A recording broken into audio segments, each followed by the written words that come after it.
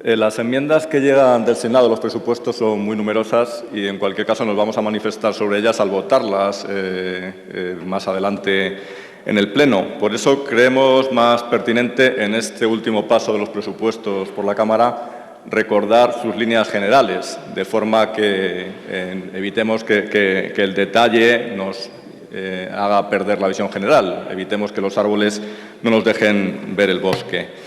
Esto nos parece importante porque la ley que hoy estamos discutiendo es fundamental, la más importante habitualmente en cada periodo de sesiones en un país como el nuestro, que no tiene política monetaria propia. Su principal instrumento de política económica son los presupuestos y aquí el Gobierno asigna prioridades, asigna recursos a sus políticas, muestra su verdadera cara.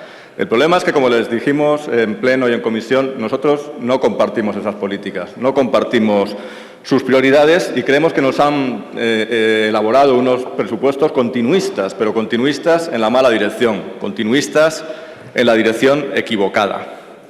Hay dos cifras muy significativas que nos ayudan a entender el contexto en el que se enmarcan estos presupuestos. Una es que la deuda pública va camino del 100% del PIB. La deuda pública va camino de ser tan grande como lo que producimos cada año. Se nos habla de austeridad, pero esta cifra no deja de aumentar. Y esto tiene que ver con la crisis, pero tiene que ver también con decisiones políticas, con el rescate generalizado de las cajas de ahorros y de las administraciones territoriales que este Gobierno ha realizado. Un rescate generalizado de cajas de ahorro y administraciones territoriales que ha supuesto un aumento de la deuda de decenas de miles de millones de euros con muy escasa condicionalidad. Austeridad se dice, pero deuda camino del 100% del PIB. La otra cifra, que somos el único grupo que recordamos habitualmente, es que el gasto de los ministerios, cuando se eliminan las partidas previamente comprometidas, equivale a solo 3 puntos del PIB. Es decir, que nuestro Estado, nuestra Administración central, nuestra Administración común, cada vez es más residual.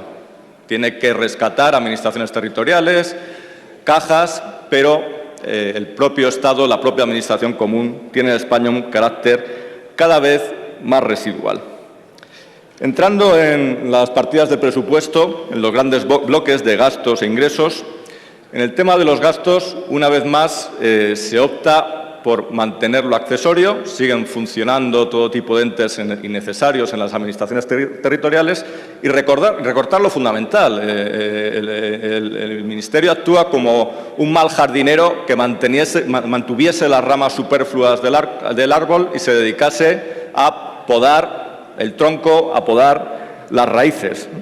Se recortan gastos que afectan al crecimiento, como gastos en investigación y desarrollo, fomento de turismo y las exportaciones, gastos en infraestructuras. Eso sí, en infraestructuras se encuentran recursos para seguir haciendo líneas de AVE sin ninguna rentabilidad y eso condiciona nuestro crecimiento a largo plazo. ¿Cómo crecer a largo plazo cuando se están recortando partidas fundamentales, especialmente la investigación y desarrollo? Y lo mismo sucede con los gastos en cohesión social. Se nos dice, no, estos presupuestos, por primera vez desde el inicio de la crisis, no incorporan recortes. ¿Cómo que no incorporan recortes? Si hay grupos como los funcionarios, que son 3 millones de personas a los que se congela su salario. Se redujo el salario en el año 2010 y desde entonces llevan 4 años de congelación con pérdidas de poder adquisitivo. Si hay grupos como los pensionistas a los que se les aplica una subida mínima del 0,25, 2 euros en una pensión de 800 euros mensuales. Estamos hablando de 12 millones de personas y sus familias, funcionarios, pensionistas. Y lo mismo sucede con los parados. No hay ningún recorte específico, pero el mero paso del tiempo hace que la tasa de cobertura de estos parados vaya disminuyendo. Y haya ya 3 millones de parados sin ninguna cobertura. Estamos hablando de un colectivo de 6 millones de personas. ¿Cómo que no hay recortes? Lo mismo sucede por el lado de los ingresos. Se nos dice, esta vez no hay subidas de impuestos. No hay subidas de impuestos porque en reales decretos previos a los presupuestos se anticiparon esas subidas y porque subidas que se presentaron como temporales se han convertido en permanentes. Pero tenemos en estos momentos los impuestos más altos de la historia de España, unos tipos en el IRPF nórdicos, solo que esos tipos nórdicos no sostienen un estado del bienestar nórdico, sostienen esas administraciones en parte superfluas, el rescate a ellas y el rescate a las cajas de ahorro. Estos altos tipos, además, se concentran siempre en las rentas del trabajo y en el consumo, pero hay un alto nivel de fraude en España, sigue siendo tan alto como cuando la crisis empezó, según algunas estimaciones incluso más, y para qué recordar el recorte de recursos de la agencia tributaria, un año más con una tasa de reposición del menos 90%, o los últimos acontecimientos en la agencia tributaria que hemos tenido ocasión de debatir en iniciativas anteriores.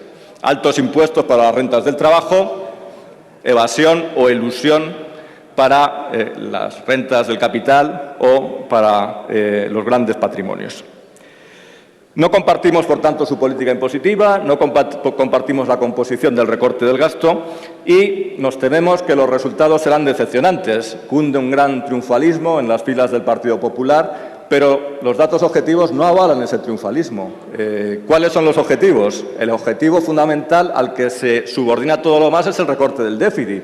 Pero el déficit se mantiene en unos niveles altos, en torno al 7% del PIB, del que no parece fácil bajar, y los organismos internacionales señalan dificultades para cumplir esos objetivos de déficit.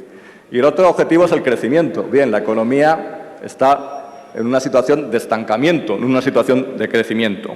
Por tanto, todos estos sacrificios se justifican con un único gran fin que veremos en qué acaba, pero no hay datos para ser, desde luego, tan optimista como lo es el Gobierno. ¿Y cuáles son sus alternativas? Bien, a lo largo del discurso hay comentarios que las indican, pero si quieren verlas, es que hemos presentado 412 enmiendas de todo tipo a los presupuestos. ¿Cuántas de estas enmiendas han sido aceptadas? Igual que en los presupuestos anteriores, 0, ninguna. Bien. Lamentamos que el grupo mayoritario, entre tantas ideas, no encuentre ninguna de su agrado, pero también nos exime de responsabilidad en el sentido de que nosotros ya hemos indicado las diferencias en estrategia y cuáles habrían sido nuestras alternativas.